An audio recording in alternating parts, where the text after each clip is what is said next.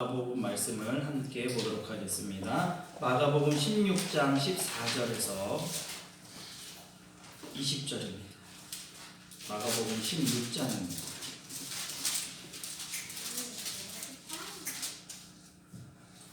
마가복음 16장 14절에서 20절 제가 먼저 읽도록 하겠습니다. 한 절 한 절 교독하도록 하겠습니다.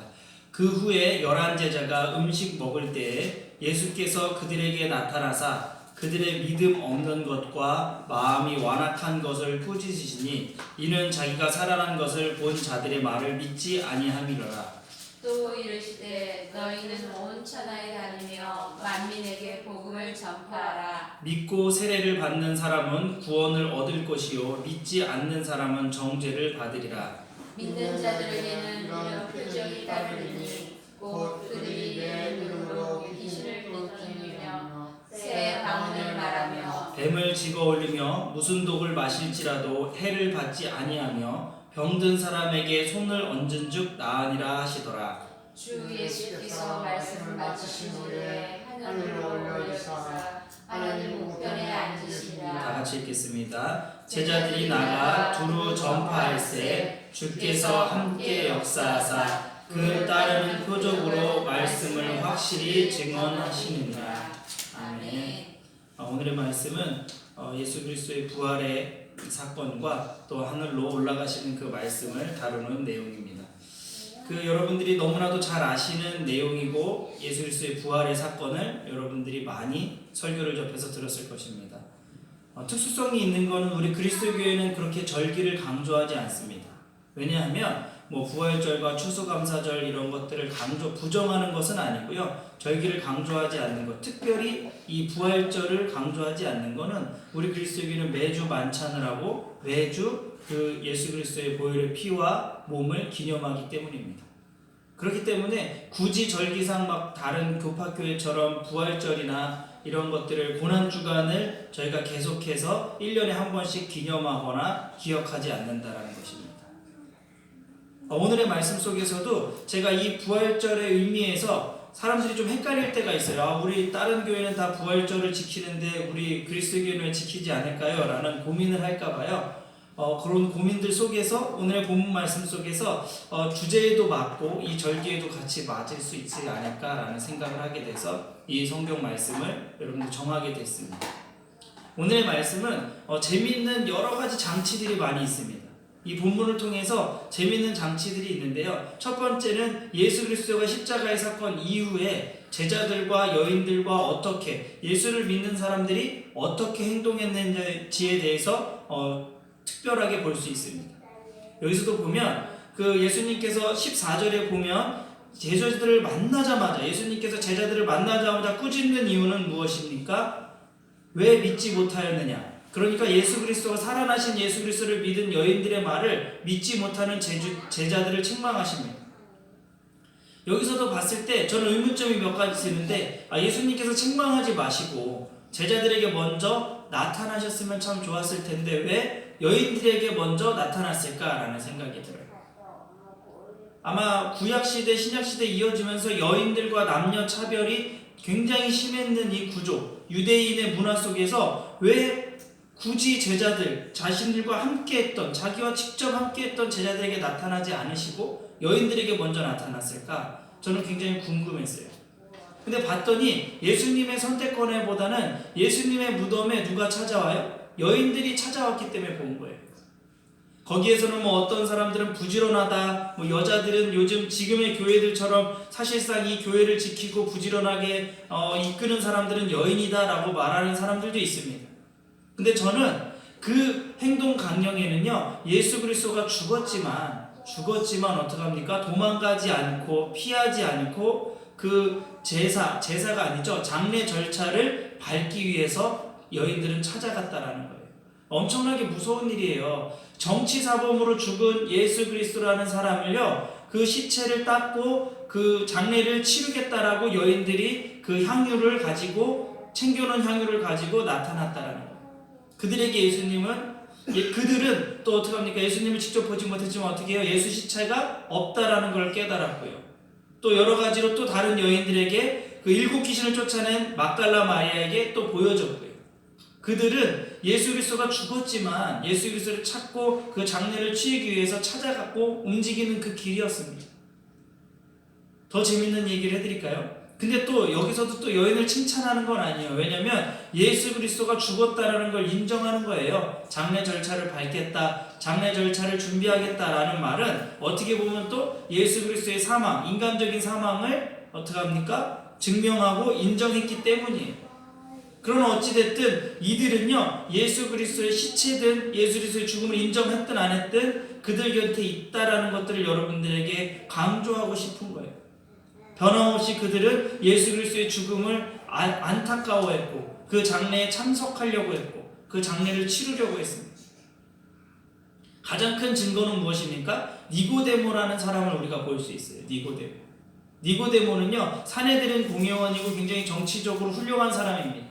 그가 예수 그리스도의 십자가의 사건 이후에 어디다 둘 곳도 없고 버려지는 예수 그리스도의 그 시체를 그 사람이 찾아왔습니다. 제가 왜 니고데모와 여인들의 말을 하는 이유는 그 다음의 이야기가 중요하기 때문이에요. 근데 제자들은 뭐하고 있었습니까? 자기들끼리 11명 모여서요, 식사를 하고 있었어요. 인간적인 식사, 인간적인 육체의 욕구를 채우면서 다음을 어떻게 할지 고민하고 두려움에 떨고 있었을 거예요. 그때 예수님께서 그들에게 나타나시는 거예요. 그냥 제자들은 그런 생각을 못했지만 성경의 본문을, 전체적인 본문을 보는 저로서는 정말 제자들이 부끄러울 수 있을 것 같아요. 예수 그리스도의 옆에서 몇 년 동안 따라다니던 제자들은요, 자기들끼리 모여서 밥을 먹고 어떻게 할지 고민하고 있는 상실감과 모든 그 박탈감에 빠져 있었을 때요, 여인들은 예수 그리스도의 장례를 치르려고 했고요, 니고데모는 어땠습니까? 사내들인 공회원으로서 정치적인 입지를 갖고 굉장히 두려움을 가지지만 극복하여서 어떻게 합니까? 그 정치적 사범으로 죽은 정치 사범을, 그 시체를 데리고 오려고 노력했습니다. 그리고 그 무덤에 가뒀습니다. 근데 예수님께서는요, 그 갇혀진 무덤, 그리고 준비된 그 무덤, 그 여러 가지의 그 정치적 사범, 그리고 또 정치적인 결과로 인해서 처벌을 받은 그 죽음을 인정하지 않고 다시 살아나셨다는 거예요. 근데 중요한 거는요, 예수 그리스도가 죽음으로 인하여서 여인들과 제자들의 삶이 많이 바뀐다라는 거예요. 아니요, 바뀐다라는 거는 제자들만 바뀌었을 겁니다. 여인들은 아마 그것들을 인정하고 존중하고 또 믿으려고 노력한 모습들을 볼 수 있지만 제자들은 어떻습니까? 제자들은 굉장히 나약해지고 숨고 좌절할 수밖에 없습니다. 아마 더 그랬을 수 있어요. 정치적으로 봤을 때 어떤 비교적 상황이 있냐면, 직접적으로 따라다닌 제자들은요, 아마 생명의 위협을 느낄 수 있어요. 저게 정치사범으로 죽은 예수라는 사람을 따라다녔던 사람이다라고 해서 돌을 맞아 죽을 수 있기 때문에 숨어져 있었을 겁니다. 그러나 니고데모나 여인들은 무엇이에요? 그렇게 그 의심과 그 죽음의 1노선에 있지 않았기 때문이에요. 어찌됐든 하나님의 사역과 하나님의 일들은 이렇게 굴러가는 것입니다. 근데 예수님께서요, 제자들에게 다시 나타납니다. 그래서 나타나서 그 믿음 없는 것들을 꾸짖으신다라는 거예요. 믿음 없는 것들을 꾸짖는 거예요. 저는 여기서 우리의 모습들을 발견할 것 같아요. 지금의 교회 모습들, 지금의 우리 신앙 공동체의 모습들이 다 박살나고 깨어지고 있습니다. 모일 수 없어지고 예수 그리스도가 죽은 것 같아요. 이 복음이 죽은 것 같고 멈춘 것 같아요. 왜요? 국가적으로 이 재난이 벌어지고 모임을 못하게 하고요, 여러 가지 영상 예배를 드리는데요, 제가 막 친구 목회자들이라는 사람들이랑 대화를 하면요, 처음에는 막 한 50명 조회를 한대요. 근데 그 다음 주 지나가면 30명, 그 다음 주 지나면 20명, 그리고 주일날 교회만 못 가게 할 뿐 다른 곳은 다 오픈되어 있으니까요, 다 마켓에 가 있고요, 다 자기들이 할 일들을 하고 있는 것입니다. 그럴 때 어떤 사람들은 좌절합니다. 이제 교회 공동체가 깨졌다. 그리고 또 박살냅니다. 또 많은 믿지 않는 사람들은요, 통쾌해요. 교회 그렇게 시끄럽게 모이들이 잘 됐다라고 통쾌해합니다. 또 우리가 그렇게 열심히 믿었던 우리로서 어떻게 합니까? 여기서 똑같이 두려움을 느끼는 거예요. 괜히 교회 가가지고 신앙 믿은 것들 때문에 사람들에게 피해는 주진 않을지, 사람들에게 비난은 받지 않을지, 사람들에게 욕을 먹진 않을지, 그리고 또 두려워합니다. 이 교회가 무너지진 않을지, 우리들이 세워놓은 이 교회와 신앙들이 무너질 수밖에 없을까라는 두려움에 떨고 있습니다. 그때 예수님께서는 제자들에게 다시 나타나십니다. 왜 다시 나타날까요? 저는 세 가지로 나눌 수 있는데요. 첫 번째는요, 완전한 십자가의 사건을 만들어주기 위해서 당연히 나타나실 수밖에 없습니다. 예수 그리스도는 부활의 생명을 증거하기 위해서는 십자가의 사건으로 인하여서 죽음을 경험하시고 육신적으로는 죽음을 경험했지만 무엇입니까? 우리들에게 그 부활의 사건을 통해서 예수 그리스도의 사역이 끝나지 않았다는 걸 증명하기 위해서입니다. 많은 기적들과 은사들을 베풀 수 있으면서 굳이 왜 예수님께서 십자가에 못 박혀서 죽을 수밖에 없는지에 대해서, 그것이 끝이라는 것들이 아니라는 것들에 대해서 예수님께서는 분명히 부활을 하셔야 됐기 때문입니다. 그래서 그것들을 증명하시고 그 사역이 끝나지 않았다는 것들을 증명하기 위함입니다. 그리고 또 두 번째는 무엇입니까? 예수 그리스도의 죽음을 통해서요, 모든 사람들에게 구원의 길이 열렸지만 예수 그리스도를 따랐던 사람들, 예수 그리스도를 목숨 걸고 따랐던 사람들이 절망하고 그 믿음이 깨지지 않기 위해서예요. 그러니까 무슨 말이냐면요, 예수 그리스도의 부활의 십자가의 사건을 통해서요, 모든 사람들이 구원의 확신, 믿기만 하면 구원의 확신, 모든 죄, 모든 잘못들이 용서받았습니다. 근데 재밌는 건 무엇이냐면 반면에 예수 그리스도를 따르는 제자들과 유대인들 이런 사람들은 어떻게 됩니까? 정치적 사법으로 똑같이 생명의 위협을 느끼고 자기가 따르던 예수 그리스도가 죽음에 대한 반기, 방어를 하지 못하는 거예요. 야, 네가 그렇게 따라다니고 네가 믿으라는 예수 그리스도가 죽었네? 라고 우리가 답변을 하지 못하는 거예요. 그 답변을 하고 그 믿음을 계속 이어가기 위해서 어떻게 합니까? 예수 그리스도께서는 죽음 속에서 다시 부활로 우리들의 모습 속에 나타나셨다는 것입니다. 우리들의 삶의 현장 속에 나타나셨다는 것입니다. 그리고 세 번째는 무엇입니까? 예수님께서 그 제자들을 혼내키시고 믿음이 없음을 혼내시고 강조하시고 마지막으로 이야기합니다. 15절에 볼까요? 너희는 온 천하에 다니며 만민에게 복음을 전파하라라는 거예요. 그러니까 예수님께서는요, 우리들의 모든 마음속의 믿음, 우리 내재의 예수 그리스도를 믿는 그 믿음, 죽지 않고 다시 살아났으며 영원히 죽지 않는다라는 그 예수 그리스도의 믿음을 보여주시면서요, 끝으로 가장 중요한 말씀, 그러니 너희들이 본대로 온 천하에 다니며 만민에게 복음을 전파하라라고 명령을 하셨다라는 것입니다. 그러면서 여러 가지 장치를 보여드립니다. 17절에 보면 많은 표적이 따를 거고 뱀을 집어 올리며 무슨 독을 마실지라도 해를 받지 아니하며 병든 사람에게 손을 얹은즉 나으니라 하시더라라는 거예요. 근데 아직도요, 이 성경 구절, 이 환경적 구절에 막혀서요, 아직도 무슨 뱀을 들어 올리고 뱀에게 물려도 안 죽고요, 병을 낫고 은사 치유 이런 것들에 집중하는 것이 아니라요, 우리의 복음은 우리의 삶에 무엇입니까? 우리의 두려움이 있다면 그 두려운 마음을 없애주고요, 성도들이나 그리고 믿지 않는 사람들의 두려움, 뱀과 같은 무서운 독에 무서워서 도망다니는 사람들이 있다면 무엇입니까? 우리들이 고쳐줄 수 있고 그 마음의 병, 지금에 나타나는 모든 것들이 하나님이 우리와 함께 하시면서 복음을 전파하도록 도와주시겠다라는 말씀입니다.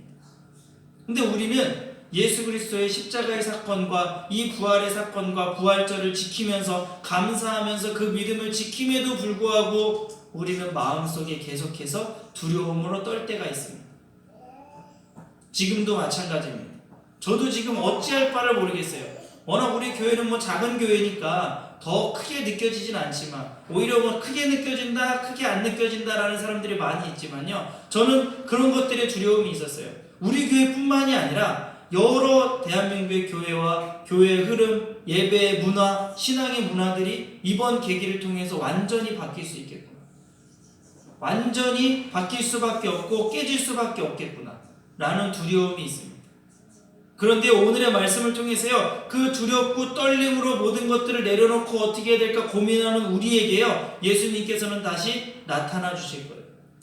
그래서 그 나타남으로 무엇입니까? 왜 믿음이 없느냐, 왜 내가 그렇게 가르친 것들에 대해서 너네들은 믿지를 못하느냐, 내가 언제든지 다시 살아 나타나 너희들과 함께 한다라는 그 믿음을 왜 지키지 못하느냐, 오늘 말씀해 주시는 겁니다. 그리고 어떡합니까? 우리의 가장 중요한 이 믿음을 가지고 복음을 전파해서 다시 시작하라는 것입니다. 코로나 바이러스를 통해서 교회 모임이 멈춘 것 같고요. 주님의 복음이 멈춘 것 같고 우리의 신앙이 멈춘 것 같다라고 걱정할 수 있습니다. 근데 그 걱정하고 모든 것들을 좌절하는 순간 예수님께서는 우리에게 반드시 다시 나타나 줄 겁니다. 그리고 그 나타남으로 인해서 우리는 무엇입니까? 다시 시작하면 됩니다. 제자들도 마찬가지. 여기까지 어떻게 왔는데 예수 그리스도를 모시고 여기까지 어떻게 오고 예수 그리스도의 복음을 어떻게 전파했는데 예수님이 죽어버리다니 라고 포기하고요. 모든 것들을 내려놓을 수 있어요. 그때마다 예수님은 다시 나타납니다. 우리들도 마찬가지입니다. 우리의 신앙들이 어떻게 여기까지 끌고 왔는데 여기서 이렇게 머무너질 수밖에 없을까라고 고민할 수 있습니다. 그러나 그때마다 예수님께서는 우리에게 나타나셔서 15절의 말씀 온 천하에 다니며 만민에게 복음을 전파하라는 그 명령을 해주실 것이고요. 20절에 보면 어떡합니까? 그 명령을 받아서 제자들이 나가 두루 전파할세 주께서 함께 역사하사 그 따르는 표적으로 말씀을 확실히 증언하시니라. 여러분들이 그 믿음만 가지시면 돼요. 이 부활절의 의미에서요, 예수가 다시 사셨는데 똑같은 것들을 반복하고 느끼지 마시고요. 우리 마음속에 무엇입니까? 우리가 마음속에 죽은 신앙이 있었다면, 두려운 신앙이 있었다면 다시 오늘 예수 그리스도를 만나면 됩니다. 그 예수 그리스도를 만남을 통하여서 우리가 복음을 다시 전파하고 다시 시작할 때 20절의 말씀 무엇입니까? 주께서 함께 역사하사 그 따르는 표적들로 인하여서 확실히 증거가 될 것입니다. 우리가 작은 교회고 어려운 상황 속에서 우리가 넘어질 수밖에 없고 두려울 수밖에 없지만 예수님께서 함께 한다는 그 믿음을 가지고 복음을 다시 전파하려고 노력했을 때 무엇입니까? 우리의 모든 삶의 모습을 통해서 주님께서는 확증하시고 증거하실 거고 표적 삼아 주실 거라는 믿음을 가지고 오늘도 변함없이 내일도 변함없이 그 복음을 들고 싸우시며 나가는 여러분들이 되기를 소망하겠습니다.